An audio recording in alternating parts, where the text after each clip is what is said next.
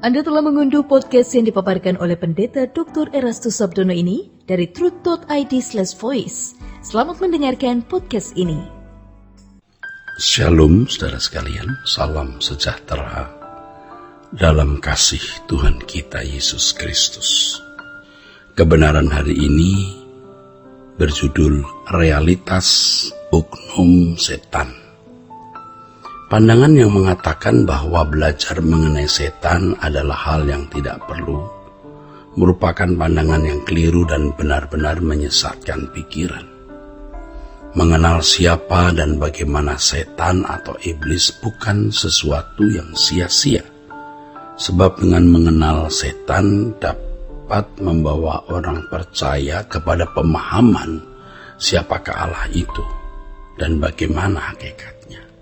Belajar mengenai setan atau iblis bukanlah demi oknum itu sendiri, melainkan demi Allah yang menciptakannya. Mengenal Allah Bapa dari segala aspek, termasuk mengenali hubungan dengan oknum setan, adalah hal yang mutlak dan sangat penting. Sebagai anak-anak Allah, orang percaya harus memahami dengan lengkap dan utuh yang dikemukakan Alkitab. Di dalamnya termasuk pengajaran mengenai setan. Saudaraku, dengan memahami realitas setan atau iblis, orang percaya akan dapat memahami secara lengkap dan utuh hal soteriologi atau studi mengenai keselamatan. Soteriologi tidak dapat dipisahkan dari pengajaran mengenai setan atau iblis. Justru keselamatan diadakan karena oknum satu ini. Setan atau iblis adalah oknum yang ikut mengukir sejarah di surga dan di bumi. Di surga, iblis memberontak terhadap Allah. Di bumi, iblis membujuk Adam untuk melanggar larangan Allah dan berhasil menjatuhkannya. Ketika seseorang belajar mengenai realitas setan atau iblis, maka akan terbangun kekaguman terhadap Allah yang maha dahsyat dan perasaan takut yang kudus serta proporsional terhadap Allah. Tetapi lebih dari itu, ketika mengenal bagaimana asal-muasal setan atau iblis yang ternyata pada mulanya adalah makhluk surgawi, orang percaya dapat menemukan kebenaran yang berkaitan dengan rencana penyelamatan umat manusia. Jadi saudaraku, dengan mengenali oknum setan ini, maka kita dapat memperoleh jawaban yang lengkap mengenai maksud dan tujuan Allah menciptakan manusia. Saudaraku, dari pemahaman mengenai setan, kita dapat mengerti panggilan utama sebagai umat pilihan guna mencapai kehidupan sebagai corpus delicti. Corpus delicti adalah fakta yang membuktikan bahwa suatu kesalahan atau kejahatan telah dilakukan. Setan atau iblis tadinya adalah makhluk surgawi yang memberontak kepada Allah. Allah tidak menghukum setan atau tidak menghukum iblis ini yang belum dapat dibuktikan kesalahannya.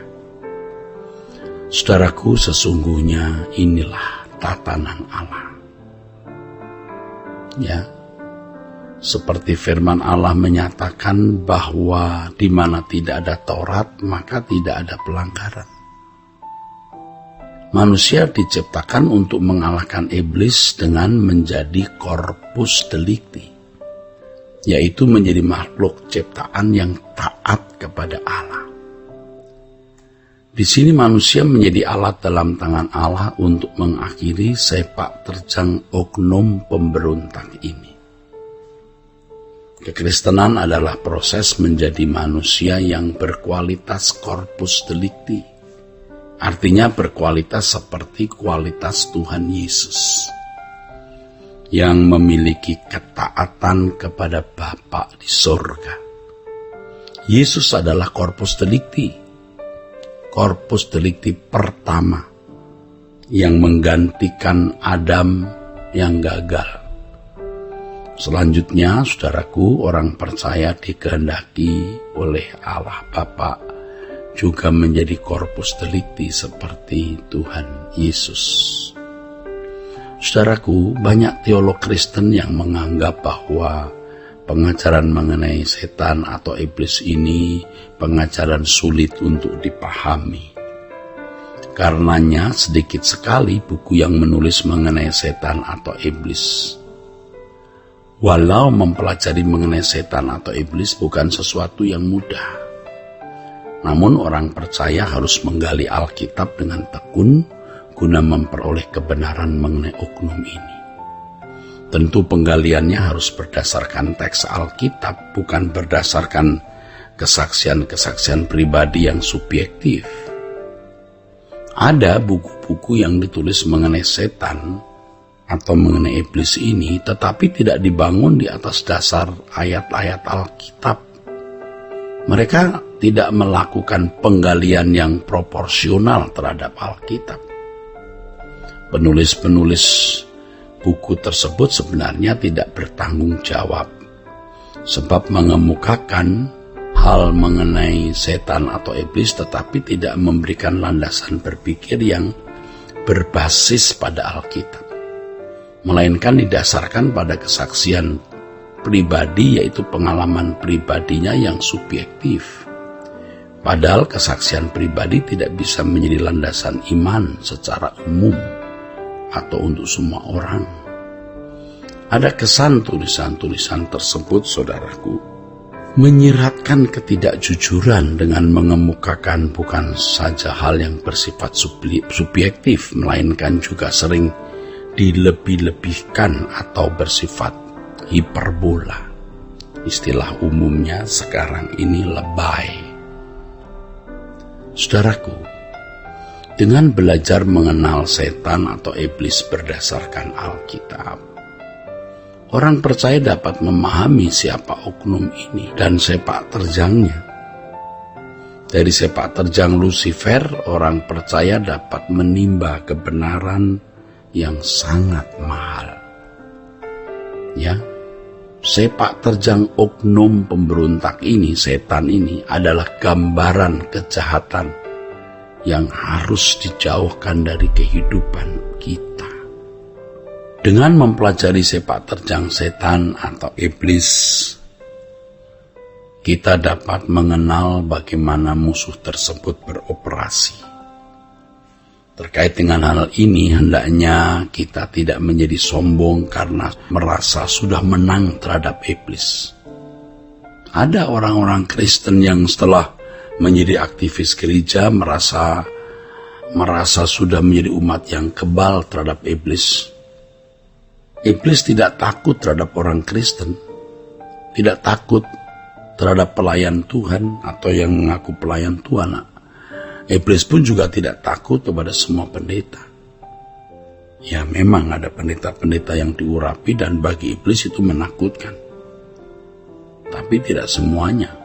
Hanya orang-orang yang hidupnya sungguh-sungguh di dalam Tuhan, yaitu yang pikirannya selalu diperbaharui oleh kebenaran firman Tuhan dan memiliki komitmen untuk hidup tidak bercela, yang tidak dapat ditaklukkan oleh setan atau iblis ini. Jadi dengan kita belajar mengenai iblis, kita akan lebih kagum akan Allah yang maha dahsyat, maha kudus, dan memiliki perasaan yang takut secara proporsional terhadap Allah. Nah, saudaraku, inilah kebenaran hari ini. Kiranya memberkati saudara-saudara sekalian. Sola Gracia. Untuk berlangganan renungan harian dalam bentuk cetak, silakan hubungi Truth Literatur di nomor telepon 0878 7870 7000. Untuk mendapatkan CD khotbah, MP3 renungan Truth, dan CD album lagu produksi Sola Gracia, Anda dapat menghubungi di hari dan jam kerja di nomor telepon 021 638 60953. Tuhan Yesus memberkati. Sola Gracia.